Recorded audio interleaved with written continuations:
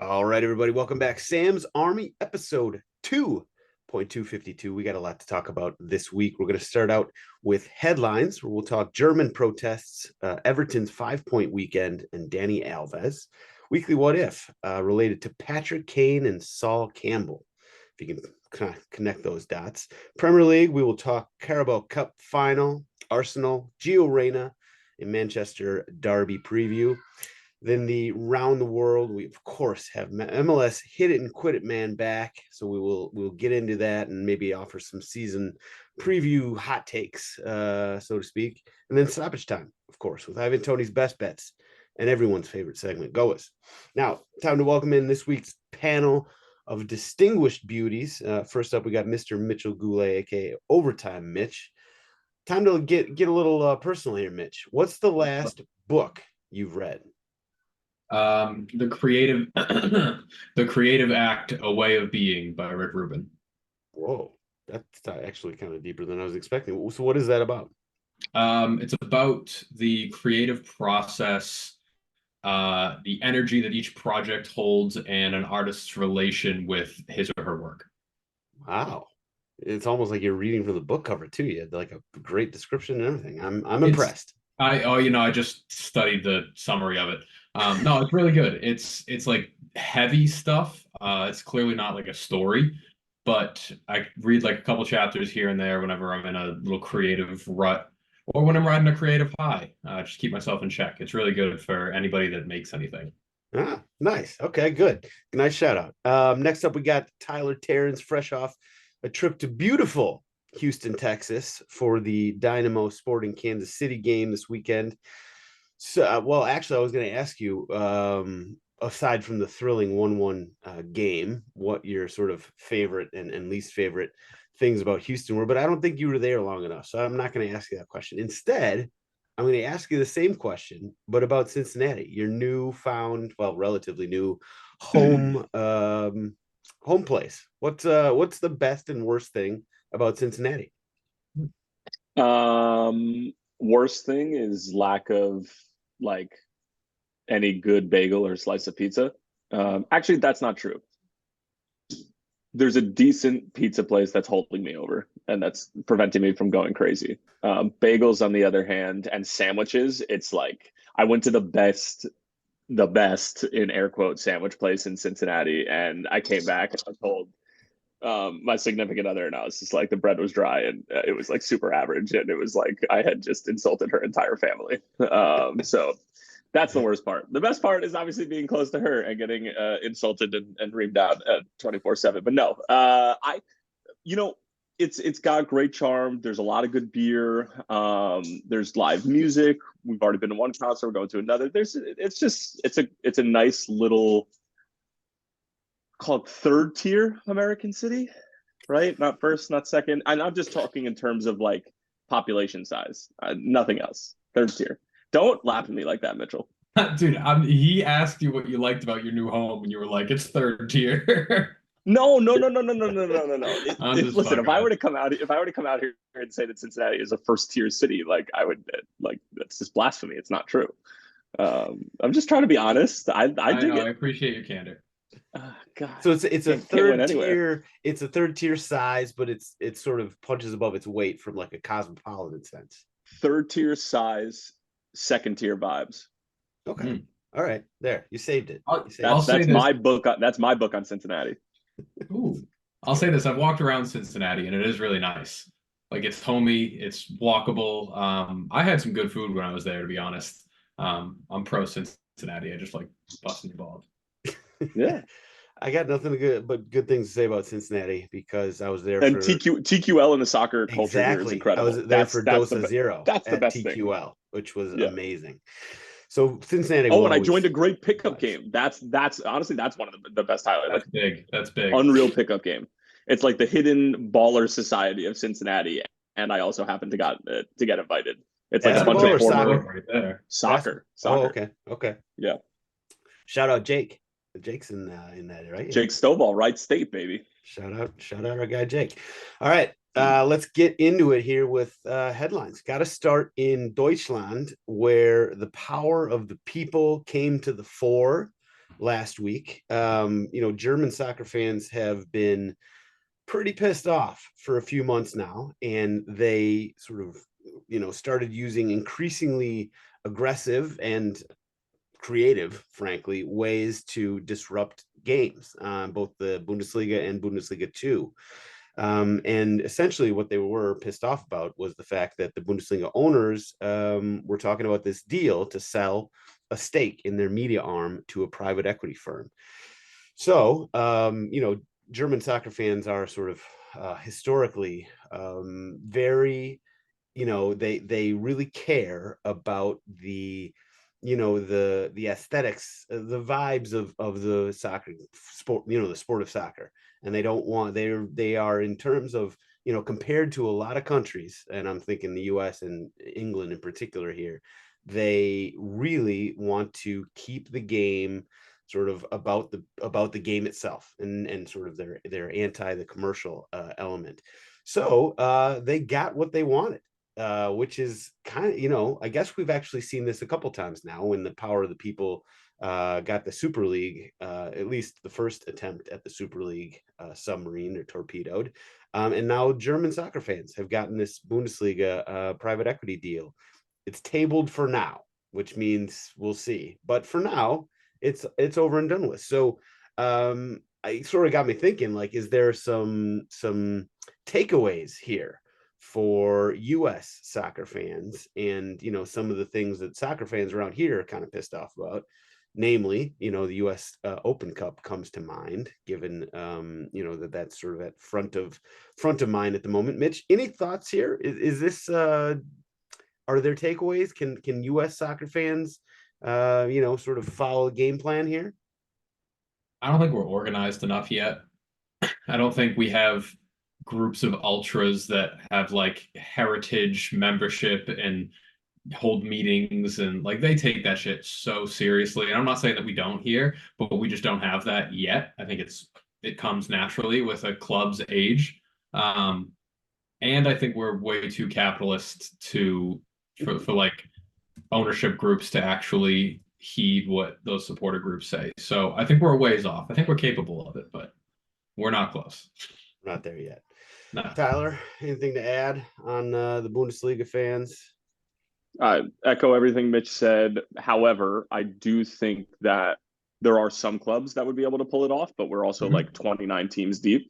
And people forget how big of a league that is for first division. Like, it's just enormous. And I am reminded of that every time that I get frustrated that I don't know every single little thing that's going on with every single team in Major League Soccer. And then I just sort of need to be like, hey, like, this thing is massive. And with all that said, some of the clubs are so new, and the heritage and culture, like everything Mitch said, is spot on. Fair enough. Fair enough. Number 2 on the headlines, Everton. Big weekend. They had a rather unprecedented weekend in the sense that they got 5 points from it, which is rather unusual. So they got a nice draw with Brighton, and then they also, on their appeal for the 10-point punishment, 10-point deduction that the Premier League assigned them for financial irregularities, they on appeal got that reduced to 6 points. So thereby you got 5 points, 1 from the draw and 4 from the appeal. So number 1, this is I guess a win for Everton, but it's also just kind of ridiculous that this situation, like, they're moving up and down in the table based on, nothing to do with soccer. They moved from 17th to 15th based on this appeal. And then, of course, there's another, case hanging over their head, them and Nottingham Forest. So, it could go from sort of kind of silly to ridiculous if the Premier League comes down and gives them another point penalty, however many points it might be. And then it's even more farcical because Manchester City is sitting here with 115 charges leveled at them and not a peep from the Premier League about what's going on. Yeah, but you know why that is, though. That's just time. It takes time to go through. I know, but it's no less ridiculous that sort of cities doing this, whatever. Farcical, by the way, word of the day. Good for you. I'm using that next broadcast. Absolutely. I'm gonna listen in. I watched the Sporting Kansas City Houston game just for you. I'm gonna watch your next game as well. You didn't shoot me a text. You didn't send me a picture. I have no idea. I like to envision, and I know what your living room looks like. I can envision you sitting on your ass drinking a Corona, like one of the 18-ounce ones with the limes shoved into it, because I know that's how you roll. Oh yeah, yeah, 24 ounce. Yeah, the big boys. Yeah. Well, I didn't have pants on, so I didn't want to send you a picture. I could catch some sort of mirror or something. You don't want to see that. Well, now you've got my attention. But keep going. next time. But I want to hear Farcical on the game broadcast next week. Yeah, I don't know. Anything to add here, Mitch, on what's going on with Everton and the ridiculousness of it? I think they set an interesting precedent by revoking their punishment, or revoking part of the punishment. Again, we know that City's thing is just going to take time. Who can know how much time that is? But if the precedent is that you can appeal these decisions, each individual charge, and City have 100 plus of them, and when did the deductions and points awarded happen? Like, just whenever the appeals come out? Like, I don't know. It all feels like we're opening a hell of a can of worms here. And that was exactly where my mind went originally too. When I heard the news, is my mind first went to City, not to, oh, good, Everton got their points back. But, oh, damn, this is just going to be a thing with City. They're just going to abuse the appeal process. Yeah. And it's going to just sort of take forever. Yeah. And it'll be 300 points turned into 60 with good behavior. Like, more like they'll find a way to give them like a 45 point deduction, so they'll still stay in the Premier League. Yeah, but then they won't win the league. I guess maybe that I just came off the cuff there, but I guess I'm going to stick with that as my prediction of how that whole situation is going to play out. Anyway, farcical. It's pretty damn farcical. We'll move on to Dani Alves. Not good news. So he was convicted of sexual assault in, I believe it was in Spain, and sentenced to, I think it was up to 12 years. But, and this plays into it, there's some sort of, the way that it works in Spain, you can actually pay to essentially pay some money to sort of help the pain and suffering to the victim, and they take that into account for the sentencing. So I believe that he got his sentence reduced to 4.5 years. Still a long time, obviously, but it's certainly not 12 years. Then the news came out. So not only is Dani Alves, beyond in hot water, he's cooked. Neymar is now in hot water because it came out that he or his family paid like $150,000 or basically gave it to Dani Alves to essentially pay to get his sentence knocked down. So yeah, just a tough look all around. I don't know if Tyler is available at the moment, but what are your thoughts on Neymar, his sort of getting roped into this? Is this a good friend move, or is this just a terrible look?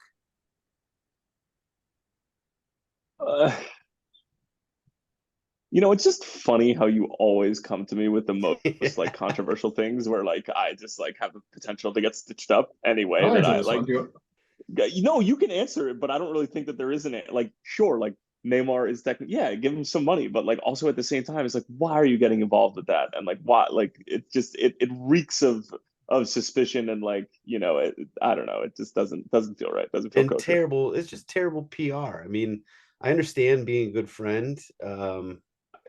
Obviously this is a unique situation that you would hope never to be involved with.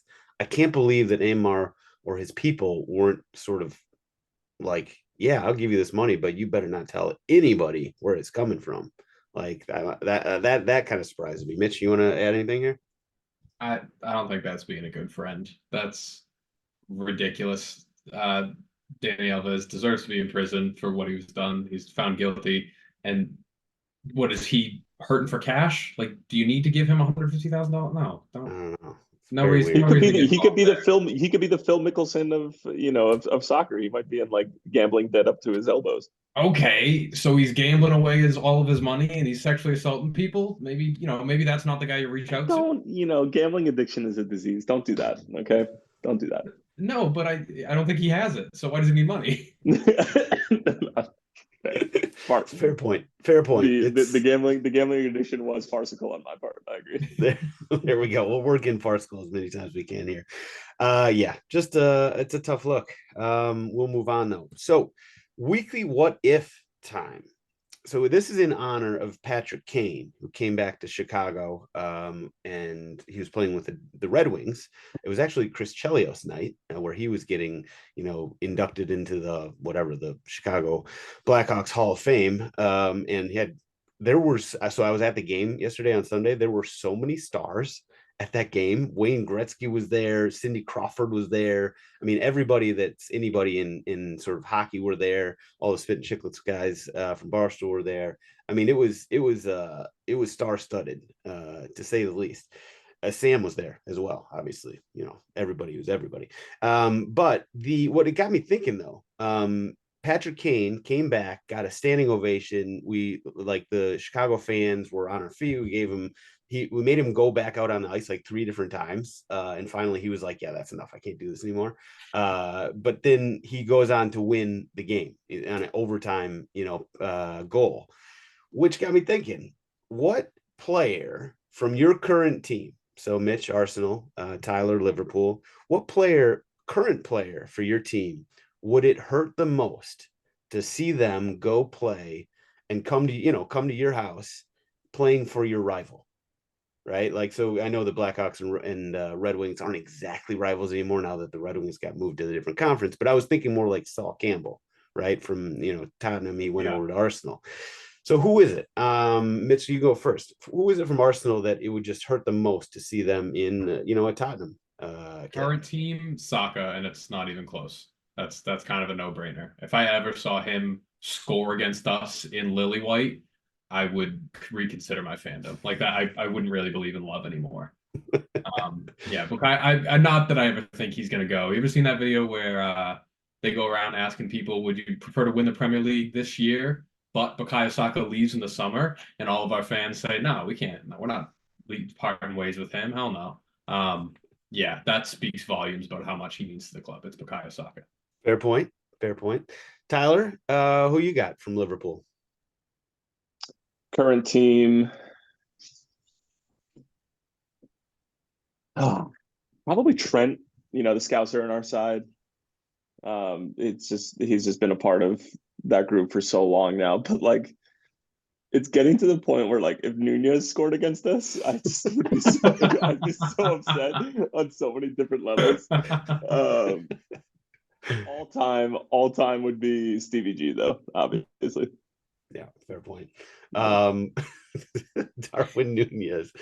That's a good shout. If he ever scores against you, do you think he celebrates? No, never. I don't think you don't think so? I don't think he would ever play for another English club at this point. Wow. He's so invested, and I'm so invested in him emotionally. You can see that he loves being there. That's fair. Yeah.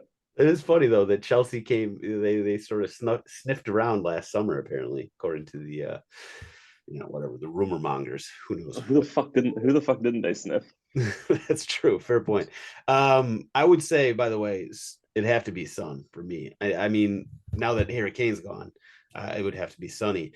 Quick question and follow up for you, Tyler. What team would it be the worst to see Darwin Nunez score on you for? United, City? I've been having this conversation a lot with Liverpool fans recently, and like old heads will say United no matter what. But like, I'm growing up in an era where City is our biggest rival. So like, City would hurt the most, but like, you can also understand from like a payment standpoint and a prestige standpoint that if you are going to go to any other English club, then City would be technically a quarter of a rung above us in terms of status and the whole thing. But yeah, United or City would probably be tied. Yeah, I think that is probably a generational divide. But there's no hate between Liverpool and City, right? It's just like two real quality teams, and everybody's so excited when they play because it's such a good game. Like, there's genuine hate between Liverpool and United. Yeah, it's respect with City, I would assume. Yeah. Okay. Good answers, boys. We'll move on to Premier League. We're going to be extra brief so we can fit in a little more MLS hot takes for you in a little bit. But we're going to start with the League Cup, the Carabao Cup, the Make-A-Believe Cup, Mickey Mouse Cup, whatever you want to call it, final, where Liverpool outfought Chelsea, won 1-0. There were a couple takeaways from me. Number one, I was pissed about the reffing in that game. The goal scored by the first goal scored by Virgil van Dijk. You know, the reffing, the VAR to call Endo, say he was involved in the play. I mean, like, letter of the law, you can definitely make an argument, but anybody who plays soccer, watches soccer, knows that Colwell was not going to be involved in that play. VVD was beating Chilwell to the ball and scoring that header regardless. Anyway, number two, Virgil van Dijk is a bad man. My God, he's caught some grief over the last couple seasons here and there, but man, that guy is so good, and he's now, like, on top of being like just an incredible defender, he's out there like just scoring goals week in and week out. I mean, what the hell is going on? I don't know how you stop a guy like that. But anyway, Tyler, what was your sort of takeaways from that game, apart from just being, just a nice little trophy, nice little trinket to add to all the others? Number one, Chelsea blow. They outplayed you for most of that game. I'm sorry. You want to go back and take a look at who was in our starting 11 and who came off the bench? That's fair. You want to go through that? But you both fought through injuries. That's fair. Oh, stop that. Don't you dare act like what we did wasn't one of the most impressive things that any club has put together in a final. Like, we had zero business winning that game. Zero. Kelleher made 5 ridiculous saves. No less. Yeah. And you're bringing on in extra time 18-year-old, 19-year-old, 17, like it's disgusting. Like, and I don't think that they were like class and like head and shoulders above what was going on in the field. I think Chelsea are just so dysfunctional and so just like they have zero identity. And I know that that's been the buzzword with them, but like, there's something about this club right now, and I'm concerned, obviously, moving forward the Premier League and all the injuries that we have right now. But for us to get that trophy in the way that we did, with Gravenberch going down in the beginning of the game, and it's just like it's too good to be true right now, and I'm just getting to the point where like I'm almost not able to enjoy it because I know the Klopp thing's about to end, and we have such a good culture right now, and whoever steps on the field. I'm trying to enjoy it all, but like the academy and the young kids coming up right now is like that to me, even though the trophy is great in the moment, that to me is like the biggest sign of like potential long-term success that the clubs can sustain regardless of who the next coach is. And apparently it's not going to be Xabi Alonso. So well, we'll see on that. But yeah, I think that you're right. There was something to this game that sort of shows where Liverpool is and how Klopp is leaving it. And it just, in my mind, I immediately went back to like another, top quality manager, Jose Mourinho, and how he leaves every single club. It's sort of, they couldn't be more night and day in the way that, when Jose leaves, it's just, he leaves everything in tatters. And Klopp here, he's got 18 and 19-year-olds helping him win trophies. The other thing, Chelsea finishing, my God, that was embarrassing. Mitch, anything to add on the cup final there? Echo the Chelsea finishing thing. Enjoy it, Tyler. You guys deserve it. You guys did deserve that final. That was pretty great. I saw a note that said Liverpool claimed to have over 300 million worth of talent in their academy system, and I had never really seen a club come out and like make a statement like that before, which almost leads me to believe that once Klopp leaves, they're going to try to sell off.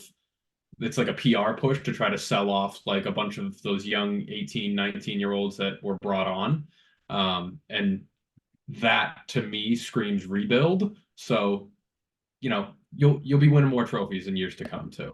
I've trust in how Liverpool run their system. And that's not me trying to pull a Mikey and reverse psychology out of winning the league. You're legitimately gassing them up. All right. No, I am. Yeah, they do good business. Fair enough. All right. We'll move on to the actual Premier League games this weekend. So we'll start with you, Mitch.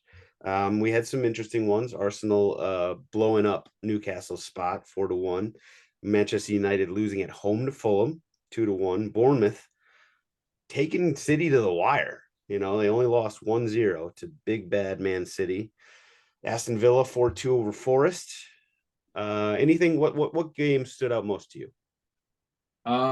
We can talk about the Arsenal game, but the one that stood out most and got me most excited about from the weekend was the City Bournemouth game. Bournemouth took the game to City, and City did not look like they were in control for as much of the game as they usually like to be in. Bournemouth had chances on the counter. They even had a couple nice little build-ups there. City had chances as well, but like I looked to what we did on the weekend and just completely bossed the game against Newcastle. They had that consolation goal at the end, but fuck, we dominated that game. And I contrast that with City kind of struggling or, deservedly winning 3 points against Bournemouth, but not in a convincing fashion. I really like where we stand. Tyler's face right What? now. Pick your jaw up off the floor. What part of that would you disagree with? Oh my God, Mitchell! You think that was a deserved 3 points? Barely. Oh, I'm noting at how mid they were. Like they my deserve. my insides. Oh my God! What? Okay. It looked like they looked like any other, like you said, mid-table, average run-of-the-Joe club fending off a team on the road. Like there was zero cityness about that game. There were no citizens present for that game. Correct. It was it's just the verbiage. It's the that they deserve to win that game. I would I never. suppose I'm using that word in like a really passive manner. I don't think they won that game. I think they didn't lose it. It's scraped by. They survived. Yeah. Yes. So to add on to both these games, the Bournemouth almost, taking points off City, and Arsenal just taking Newcastle behind the woodshed. This was the first time all season, and I think maybe even including last season, where I was like, oh shit. Oh no. Arsenal, like they could be a problem, and they could, because City, we've been talking about them for months now. They just don't look like City, and they continue to not look like City, even with the same talent on the field that they had last season. And Arsenal, that performance, they just manhandled Newcastle, and I wasn't, I was expecting, Arsenal could win, they're at home and all that, but like just the way their Arsenal bossed that game, I came away a little scared. I'll be honest. I'm not feeling great about where things are headed with Liverpool. I mean, I actually was ready to kind of jump on board that maybe Liverpool might win this thing, but the injuries, you guys just have too many goddamn injuries. And then City being mid, and then Arsenal doing that. I'm nervous. I'm officially nervous about where the season is heading. I don't like it. I don't like it at all. And I'm scared. Somebody give me a hug. We've seen this stride before, though. If it comes too early in the season and we fall off, then it's our title to lose. True. But all last season, I was pretty confident. I was like, you know what, this is not going to work out. There was no way. Yeah. But this season, it's just, first of all, we're March now, right? Yeah. So this isn't November. This is March. City doesn't seem like they're getting it together. And then Liverpool, but it doesn't matter. It doesn't matter though. They're 1 point off. They have the luxury to not have it together right now.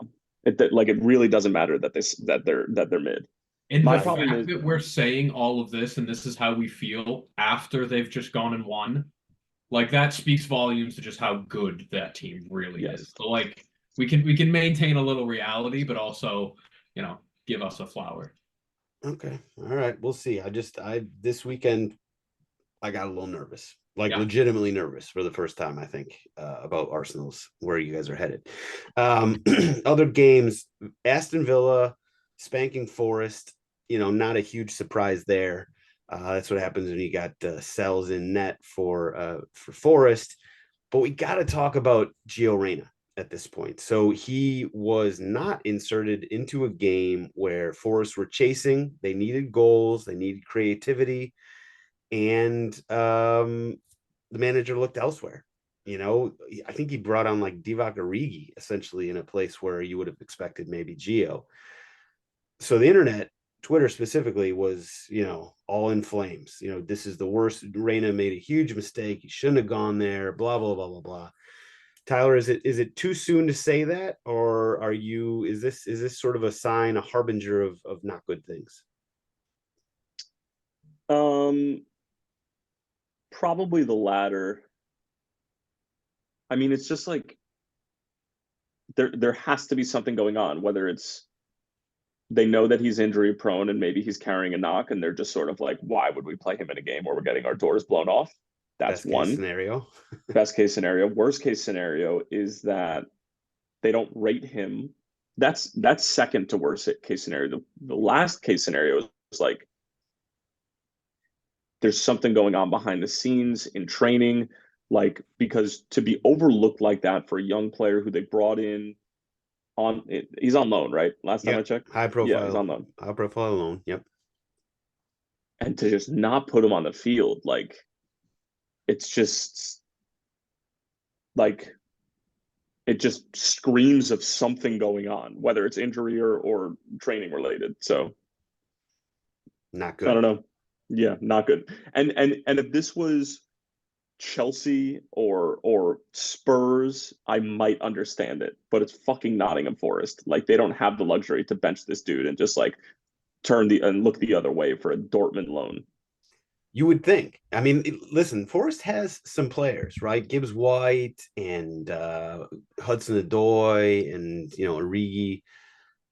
You know, they're solid Premier League players, but we're definitely expecting more out of Gio. They're 4 points out of a relegation fight. Like right. The team's not great, obviously. Mitch, what are your thoughts here? When I first heard and saw the tweets that you're talking about of people being upset about it, I originally kind of wrote it off as like, all right, guys, what are we doing overreacting to one of our players not being subbed into a game? But as I kind of thought more about it, and then some of the stuff that both of you guys brought up, it is kind of telling that maybe this isn't the right move, or maybe this wasn't the right team for him. That is a Borussia Dortmund loanee that you guys kind of made your big move of the winter, and to not play him in the game. Like I'd like to think that it was just one of the simpler explanations that why are we going to put him into a game that we are kind of getting dominated in? But you got to fight for every point you can get here at this point, and for them not to play him in that scenario is weird.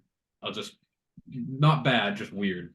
Yeah, I'm not willing to sort of go the whole No, 9 yards and say yet, terrible move, you know, and all this. But it's definitely the whole point of this was for him to just get minutes, and it doesn't matter where it is, whether it's the Premier League, whether it's the Eredivisie, it doesn't matter. Like we had this conversation on Sirius XM all the time, and like Tony Meola and Eric Winalda and these guys who played in World Cups and they get it a lot more than we do. They're just like, these guys need to be playing minutes every week, whether it's in Europe. Obviously, they prefer it not to be MLS, but like at this point, if Zach Steffen stands on his head and is one of the best goalkeepers in MLS, and Matt Turner continues not to play, how could you roll into the next camp and not give Zach Steffen a shot? Like, because who else are we looking at? Yeah. Gaga. They just need to be playing. I mean, they just need to be playing at a pretty high level. That's it. That's all that we need from our guys heading into this summer. Yeah.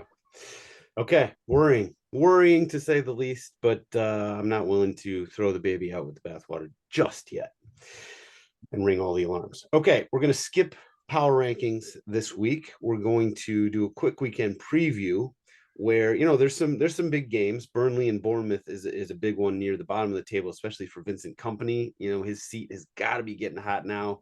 You got the dreaded we're behind him from the board this week, that's never a good sign.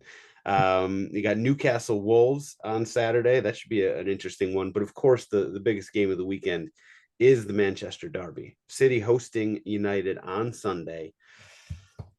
we've talked a fair bit about City so far this week, but United comes in off of a loss to Fulham, and this followed actually one of their better runs of the season, where they had beaten, or they drew with Tottenham, they beat Newport County, not that that really matters, but they beat Wolves, they beat West Ham, they beat Aston Villa, and they beat Luton. So that was quite a little run, and then they lose to Fulham at home coming into this Manchester derby. I don't know. I don't even know what I've said this for so long now. I just don't know what to think about United. And as we've been talking about, City looks kind of mid. What are your thoughts on this game, Mitch? Yeah, I don't know which United we're gonna get. They've bewildered me all season. Like they're still a puzzle to me. I watch them week in and week out, and I still have no idea what to expect. Like they were sixth with like a +3 point differential. They get crazy results against teams that nobody thinks they should actually be in a game with, and then they, lose this one last minute to Fulham. They do manage to get results though, so I'd love to see them like get up for this game. Really, really take it to City that hasn't looked like themselves, but a City that doesn't look like itself often bounces back the week after. So I still think City win this one by 2 goals. That might seep into my best bets. Who knows? Okay. Tyler, any thoughts on the Manchester derby? And I should also point out, I meant to mention this during the weekend review. Manchester United got real lucky to even be in that game against Fulham. Like Maguire should have been off the field. That was a red card for me. There was a lot of sort of questionable calls there. They got lucky to even lose 2-1 at home to Fulham. Tyler, thoughts on the Manchester derby? I echo everything Mitch said in terms of the unpredictability of this United group, but I think that given City's vulnerability and given the fact that this is a Manchester derby and like United they've 0 to lose if they just go out and try to play. I like United to pull off some sort of result. Ooh, interesting. So you gotta, they're gonna go into the Etihad and get a result. That's a spicy take. I like it though. Late Scott McTominay goal. I like for a that. For a draw. Okay. I kind of like that. I don't know what to expect from City. I don't know what to expect from United. So I guess that kind of makes it an interesting game, even more so than it might otherwise be. United when I watch them, because I've watched them a lot this season too, just because I'm kind of like interested in watching a train wreck. Sometimes they look like good. Like they got like Garnacho and Rashford's here and there. Hoyland's come on. I think he's actually injured right now, but like they've got some, they got some pieces that if they put them together, they could be a real team. But and yet they get all these bad results, and then another hand yet they're in sixth place. Like they get more results, I think, than it feels like they've gotten this season. So I'm excited for the game. It should be an interesting game. I will be rooting for Man City because I'm all on board anybody but Arsenal this season at this point. Like I'm on that train. I'm on that train heavy. So I'm going to be on City side, but we'll see how it goes. And by the way, when I mentioned Maguire and him, should have got a red card, he's the one that scored the goal for Manchester United in like whatever the 89th minute. So yeah. And then Fulham came back and scored in the 90+7. You're open season on the referees too. Everybody's taking their shots, man. I am. I don't know why I was so perturbed this week about the reffing. I try and keep it. I try not to complain about reffing because it's so cliche. It's so played out, and they have such a hard job. But what really bothers me is not necessarily reffing and center referees or even linesmen. It's when VAR officials get too involved for my liking. Because just let the referees referee the game. I know, you want to get the calls right, obviously, but the call that the Endo blocking Colwell, it set me off. I was absolutely pissed off, and I was butthurt tweeting about it, which I try not to do, but I was guilty of it for sure. And Mikey wanted to be on this week just to make fun of me for that. So thank God he wasn't here. All right. we will move on to rest of world. So around the world. So MLS Hit-It-N-Quit-It Minute Man is back. It's been a while. I've missed you. It's great to have you. Hit us with the week one opening, opening minute, quit it minute guy minute. Hit me. I'm gonna hit you in more ways than one, my friend. All right, here we go. We are going to start in the only place that we can start nowadays in Major League Soccer, entering its 29th season. We're starting in the home of Lionel Messi, not DraftKings Stadium anymore, but it is Chase Stadium. Of course, they go from an unknown entity sponsorship-wise to one of the biggest banks in the world when you have the GOAT playing on your own patch. So here we go. Inter Miami, 2-0 win over RSL. They dominated possession. They dominated most facets of the game. RSL are going to be difficult to play against this year. I have zero doubts about that. No Messi on the score sheet, but he gets an assist. Diego Gomez, Robert Taylor, both of the goals, clean sheet. Drake Callender, thank you. Bob's your uncle. Columbus and Atlanta, arguably one of the best games of the weekend in week number one of Major League Soccer, and the defending champions come out against a five-stripe team that I am almost guaranteeing is going to get to an Eastern Conference final this year. Crew get the win by a score of 1-0. Cucho Hernandez on the score sheet. What else is new? The dude is an absolute baller. I like him as a potential Golden Boot winner this year. LAFC and Seattle Sounders, another fantastic game. This one at BMO Stadium in the City of Angels. And of course, they're taking on a Seattle Sounders side that's revamping a little bit, retweaking the sort of core of this group. Nico Lodeiro and Raul Ruidiaz on the older side. Lodeiro goes over to Orlando City. Ruidiaz is still sticking around. Morris playing in the number 9. They got that De La Vega kick, but it's not enough to stop Mateusz Bogusz and Denny Bouanga. LAFC, the Western Conference reigning champions, 2-1 winners over the Sounders. Charlotte FC in front of a packed Bank of America Stadium, 1-0 winners over Nick Cushing's side, and I have to imagine that his seat is going to continue to get hotter as we go throughout the first 10 weeks of the season. How about the new Chicago Fire? When I say new, I mean it's the same team. Frank Klopas is the coach. They've got a lot of new signings, though. Brian Gutierrez with a banger, U.S. Youth National Team player, but the Philadelphia Union come back not once but twice at home. Chicago thought that they had the game winner through Fabian Herbers in the 82nd, but Daniel Gazdag at stoppage time. 2-2, great result for the Fire on the road. Meanwhile, for the Philadelphia Union, balancing, of course, CONCACAF Champions Cup, where they beat Saprissa, and then dealing with the Fire, who they always seem to beat or get a big point off of, whether it's at home or away. Orlando City and Montreal played to a snooze fest. 0-0 is the final score. Christian Benteke, a hat-trick.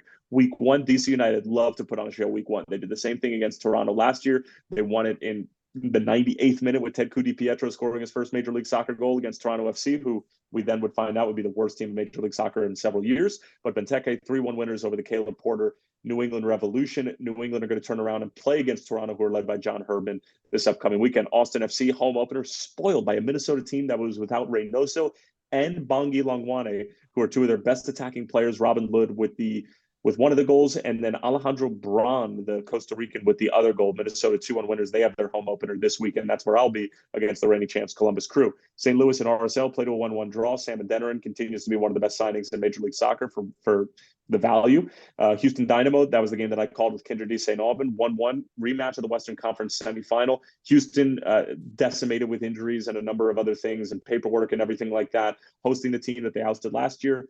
They got the game-tying goal after Eric Tommy, the German, scored the opener. FC Dallas, 2-1 winners over San Jose. Dante Sealy with the late game winner, and Dallas were missing some big pieces as well, but somehow they find a way. Asiri Yaramendi, the former Real Madrid and Sociedad man, is arguably the most underrated player in Major League Soccer. If you haven't seen this kid play, you got to do it.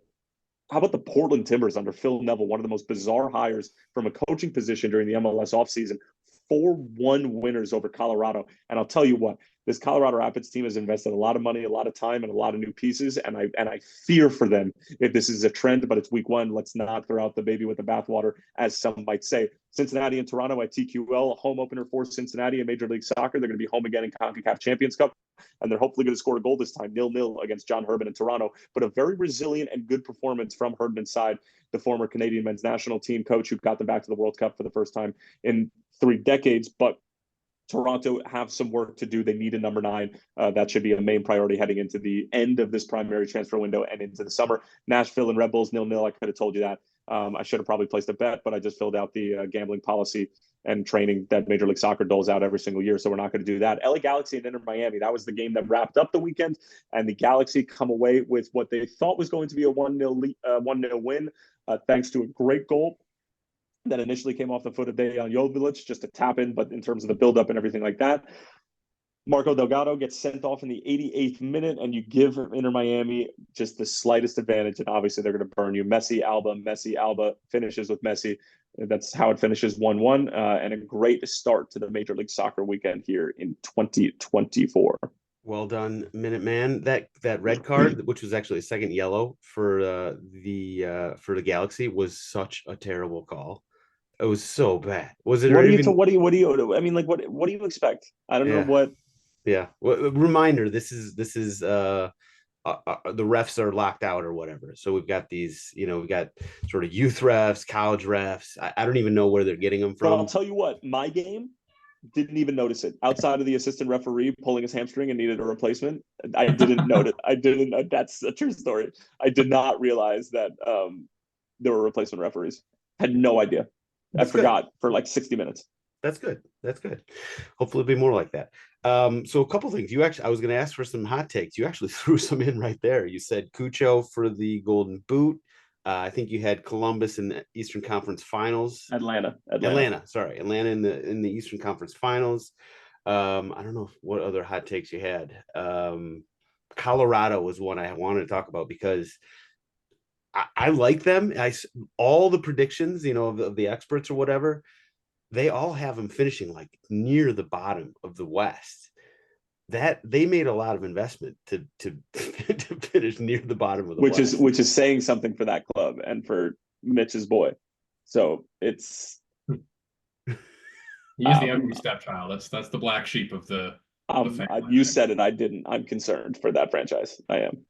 I'm not willing to listen. I like a lot of the guys they brought in, like Mihailovic. So do I. Vines, I love Sam Vines. Yeah, Stefan. I mean, like these are guys that are. Fernandez is a good player from Red Bulls. Like I like them a lot. This is week one. I'm not even a Rapids guy, but I'm just saying. I know one of my hot takes was going to be I think Colorado is going to be much better than people expect, but then they come out and lose 4-1 in the first game, and now I'm like against a Portland Timbers team that didn't have a Vander and a couple of other pieces, but like.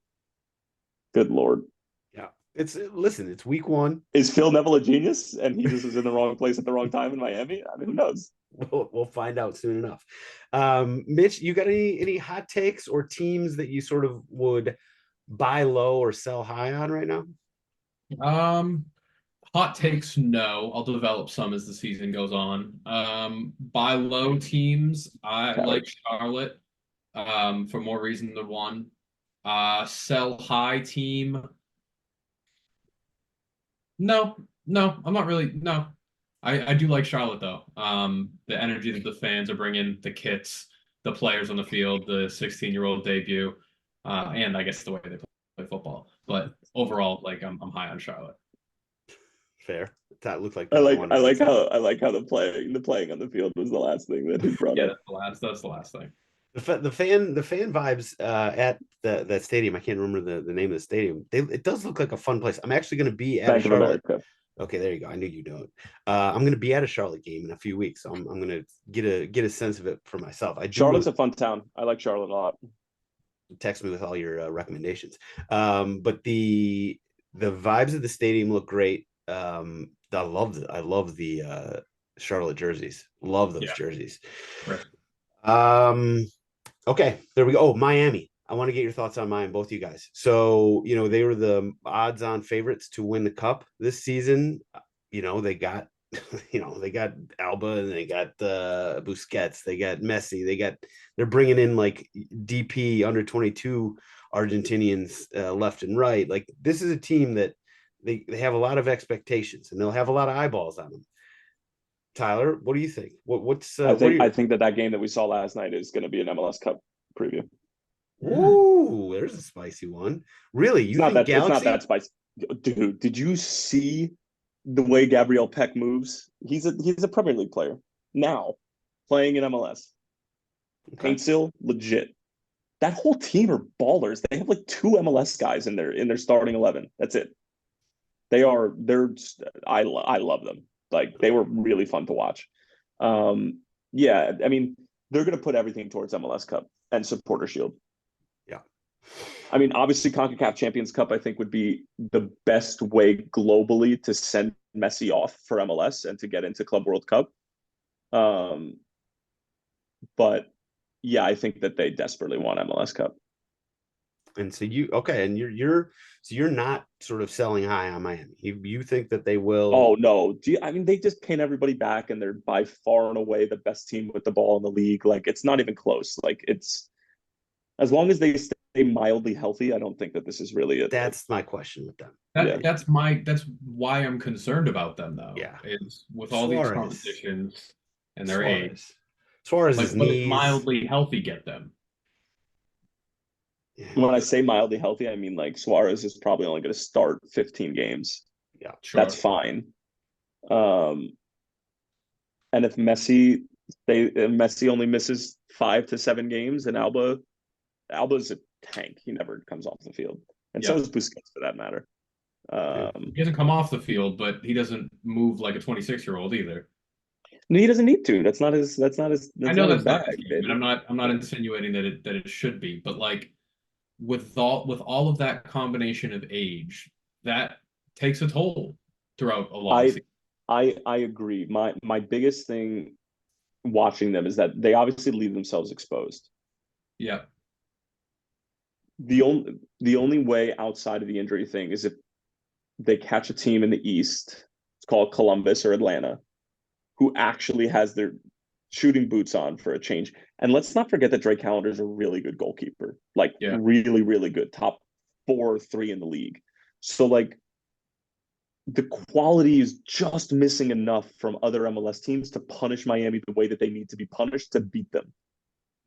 Nobody's beaten them yet with their full complement. Nobody. So like I think that I'll if I could I'd put some money on LA Galaxy and Miami. Interesting. You've sold me on the Galaxy because the West is weak comparatively to the East. I think the East is a stronger conference. Yeah. You're saying Miami's not old until proven young, or young until proven old? No, I think that they are old, given the fact that they are old. But I'm just saying that their quality is undeniable. There's nothing farcical about their shit. Well played. Okay. All right. We'll leave it there. We'll obviously be talking more about MLS in the coming weeks and months. Last thing for around the world, I wanted to talk quickly about the Champions League and the away goals rule, which seems to be a terrible decision. Talk about making a snap judgment way too early. But the first round of knockout games, the away games were just it was boring. We don't need to talk about that now. We'll talk about that when Champions League comes back around. But early judgment, yeah, not a fan. It feels like UEFA unfixed something that was absolutely not broken. But now we'll move on. Stoppage time. Time to put a bow on this episode. So we will start out with Ivan Toney's best bets, where I went 3-2. That's I think the third week in a row where we went 3-2. Not great. Nothing to write home about, but also we're not going we're not going poor. So, it could be worse. And I'm especially proud of the Sunday game, Bolivar and the Strongest, where I love that game. Bolivian top flight league, 4-4. Nice little casual 4-4 result. That one actually made me feel good. All right. So this week, 5-a-side overtrain picks of the week. Wednesday, we're going to start with Serie A. Inter hosting Atalanta. If we can get 1 goal out of Atalanta, which I think we can, we're definitely going to go over in that game. Thursday, we're going to Honduras.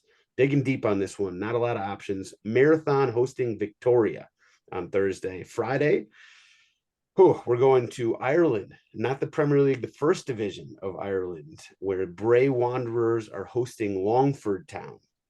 Love that game. Saturday, Hartlepool. One of my favorites early in the season. I haven't gone back to them much lately, but Hartlepool is hosting Barnet in the National League. And then finally, we'll finish up on Sunday in Switzerland, where Winterthur and Iverdon, I'm definitely mispronouncing both of those, but Winterthur and Iverdon are going to close it out and make us rich.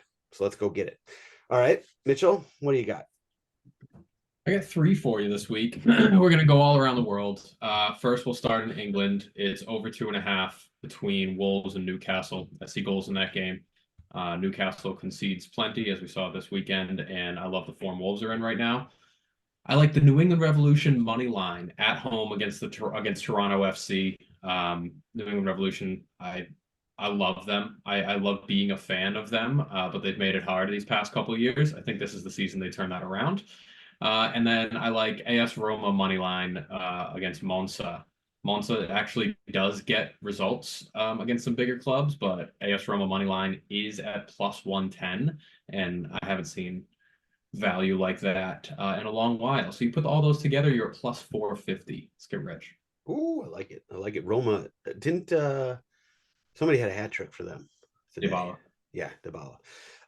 Tyler, what are you Mitch, I got bad news for you. While you're watching your money grow during that New England game, you're gonna have to listen to me. I'm on double duty this weekend. Are you? Let's go. Yeah. Ooh, that turned my best bet into an extra best bet.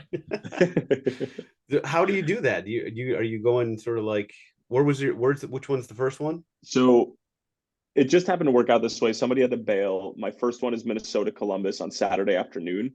So because it's an afternoon game, I can get to Logan Saturday night, and then Sunday's an afternoon game too. So I'll get to Foxborough at like 1 a.m, and then like our production meeting's at 11 a.m. for a 2 Eastern kickoff game or something like that. So it's gonna be yes, Mitchell. Do you stay in Foxborough or do you stay in like No, we stay at One Patriot Place. Oh, okay, all right. At least stay Patriot Place. That's all right. Yeah, it's a scene. It's a lot. Like the Hilton Sunrise on Route 1. No. I love it. Double duty, Tyler Terrence. So what's your best bet? All right, we're just going favorite. I'm taking you to favorites town. Nice and hard and deep. Liverpool, United, City, run it, money line, all of them. Plus 324. United over City, favorites? No. FA Cup. Oh, okay. Sorry. Okay, gotcha. Okay. And you know something? Throw in the Man United draw for the Premier League game. I like it. You got to throw a little spicy one in there just to make sure it's a real Tyler Terrence parlay with plus 800 odds or whatever. Love it. All right, go with time. Who wants to go first? I'm looking at you, Mitchell. It looks like you're ready to go. I got a couple soft ones, but I have nothing that has really moves me all that much this week. One of them is Pascal Gross, because he's quietly been one of the best midfielders in the league this season. His goal contributions, just his play, his consistency has Brighton like not in the bottom half of the table. Another one is Don Garber, because he said, this is not, I don't know. He said that reporters and media constantly talking about Messi is lazy. And like that just feels super rich. Yeah. Coming from the guy that makes his entire league function around a Messi-centric system. He is the sun that everyone else orbits around. And that's fine. We're okay with that because of Messi's superstardom. But to throw a jab at the media folk who so graciously cover your league and say, well, it's lazy for you to talk about one player. They don't just talk about one player. In fact, there's a lot of really talented and creative media professionals that talk about the league as a whole. I'm on a podcast with one of them. But I don't think it's a bad idea to kind of let people talk about the biggest star in your league. That's all I'm saying.